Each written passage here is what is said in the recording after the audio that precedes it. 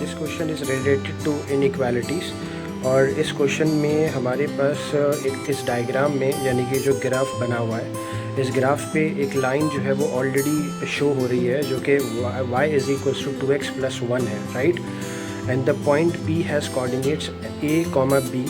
और जैसे कि आप ये बात जानते ही हो कि a जो होता है वो कोऑर्डिनेट्स में जो फर्स्ट कोऑर्डिनेट होता है वो x है और जो सेकंड कोऑर्डिनेट है वो y होता है, ठीक है। Where a and b are both positive integers, और इंटीजर्स के बारे में भी आपको पता ही होगा कि इंटीजर्स जो है वो हम उन नंबर्स को कहते हैं कि जो कि ना तो फ्रैक्शंस हो और ना ही उनमें डेसिमल इन्वॉल्व होता हो, ठीक है। तो the values of a and b satisfy the inequalities.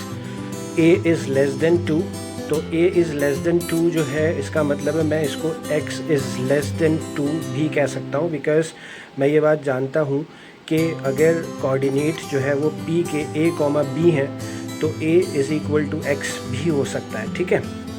और b इज़ लेस देन 7 के केस में I can write y is less than 7 because for me b is equals to y और y is equals to b, right.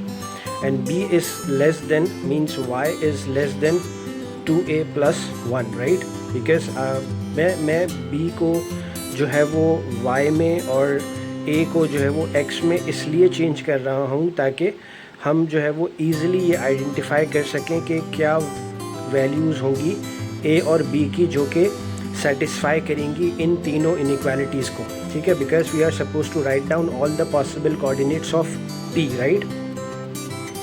तो if I draw x is less than 2 on the given graph, तो this line will be drawn at x is equals to 2 like this, right।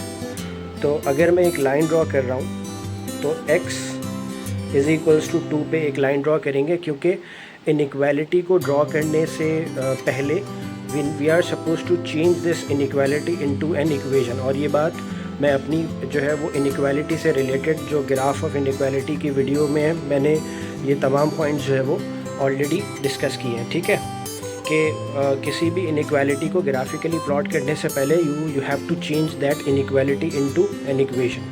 So y is less than 7 means y is equals to 7, right. And y is greater than 2x+1, ये already इसी equation की inequality इन्होंने represent करी है यहाँ पे, ठीक है। तो y इज़ इक्वल्स टू 7 को अगर हम ग्राफिकली प्लॉट करेंगे तो वो बिल्कुल एक हॉरिजॉन्टल लाइन ड्रॉ होगी जो कि पैरेलल हो जाएगी x एक्सिस के, इस तरह से, ठीक है। अब हमें एक ऐसा जो है वो रीजन आइडेंटिफाई करना है कि जिसमें ये तीनों जो है वो जो वैल्यूज़ उस रीजन में हम जो है वो फाइंड करेंगे तो वो तीनों इनइक्वालिटीज़ को सेटिस्फाई करें, ठीक है। तो according to the first inequality x is less than 2, तो it means this part will be highlight, right, for x is because x is less than 2। तो जब x लेस देन है तो 2 से तमाम जो लेस देन वैल्यूज़ हैं वो लेफ़्ट साइड पर आएंगी इस इक्वेशन के, इस लाइन के, और y जो है वो भी लेस देन है 7 से। तो इसका मतलब है इस इक्वेशन का जो बॉटम पार्ट होगा वो हाईलाइट हो जाएगा सारा, राइट, यानी कि ये सब हाईलाइट होगा, ठीक है। और फॉर दिस इक्वेशन यानी कि जो थर्ड इक्वेशन हमारे पास ऑलरेडी शो हो रही थी इस ग्राफ पे जो लाइन थी वो y is greater than 2x+1 है, तो इसका मतलब है ग्रेटर वाला पार्ट इसका हाईलाइट होगा। तो दिस लाइन तो इसका मतलब ये है कि y is greater then 2a और 2x+1 के केस में ये वाला पार्ट हाईलाइट होगा, बिकॉज इस लाइन का जो अबव साइड है the side which is above that line वो हाईलाइट हो जाएगी इस तरह से। तो अब मेरे पास इन तमाम की तमाम इक्वेशंस का जो रिक्वायर्ड रीजन आइडेंटिफाई हो रहा है, मुझे ऑब्टेन हो रहा है, वो इस ये तीनों है, ठीक है। ये वाला वो रीजन है कि जिसमें तीनों इनइक्वालिटीज़ का जो है वो शेडेड पार्ट मुझे फाइंड हो रहा है। तो if I take this coordinate, तो अगर मैं 1,4 जो है वो सबसे पहला पॉसिबल कोऑर्डिनेट जो है वो इधर से एक लेता हूँ, तो इसका मतलब है x 1 है और y जो है वो 4 है। तो अगर मैं इसमें सबसे पहला पॉसिबल 1,4 है और सेकंड पॉसिबल जो मुझे कोऑर्डिनेट मिल रहा है वो 1,5 है and third possible coordinate will be 1,6 like this, ठीक है। तो first coordinate will be 1,4, second will be 1,5 and third will be 1,6। और अगर मैं अपनी जो है वो सेटिस्फैक्शन के लिए इसको सेटिस्फाई करके देखता हूँ कि क्या ये कोऑर्डिनेट्स जो है जब मैं इनको अपनी तीनों इनइक्वालिटीज़ में सब्स्टिट्यूट करूँगा तो क्या ये मेरी तीनों इनइक्वालिटीज़ को सेटिस्फाई करेंगी या नहीं। तो x और y, right. So the first, according to the first inequality x is less than 2, तो 1 इज़ लेस देन 2 है, ये सेटिस्फाई हो गया। इसी तरीके से according to the second inequality b is less than 7, so 4 is less than 7 है, ये भी सेटिस्फाई हो गई है। और इन द थर्ड इनइक्वालिटी जो कि मेरे पास है y is greater than 2x plus 1, so अगर if I substitute 4 is equals to 2 times 1 is 2 plus 1 that is 3, so 4 is greater than 3। So तीनों इनइक्वालिटीज़ जो है वो मेरे पास सेटिस्फाई हो रही हैं कि 1 is less than 2, 4 is less than 7 and 4 is greater than 3।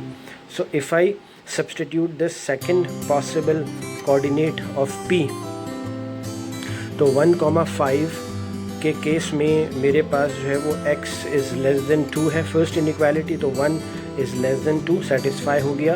And y is less than 7, तो 5 is less than 7 and y is greater then means 7 is greater then 2 times 1 plus 1, so 7 is greater then 5 because the value of y in this coordinate is 5, so 5 is greater than 2 1 2 plus 1 3, so 5 is greater than 3।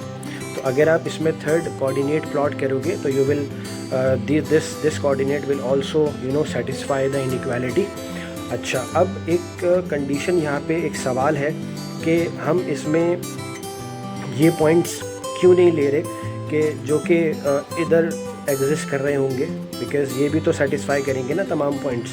तो हम इसको इसलिए नहीं लेंगे because we are suppose to take all the positive integers first of all. दूसरा ये है कि इनइक्वालिटी जब कभी भी लेस देन और ग्रेटर देन, सिर्फ लेस देन और ग्रेटर देन के साइन को जो है वो स्टेट कर रही होती है या रिप्रेजेंट कर रही होती है, तो इस कंडीशन में हम वो पॉइंट्स नहीं ले रहे होते जो कि लाइन पे लाई कर रहे होते हैं, ठीक है। इसलिए क्योंकि लेस देन के केस में हम हमेशा जो है वो डॉटेड लाइन ड्रॉ करते हैं या डैश लाइन ड्रॉ कर रहे होते हैं, और ग्रेटर के केस में भी ऐसे ही होता है। और जबकि less than n equals to और greater than n equals to के केस में हम वो पॉइंट्स भी लेते हैं जो कि उस लाइन पे लाई कर रहे होते हैं। Thank you very much.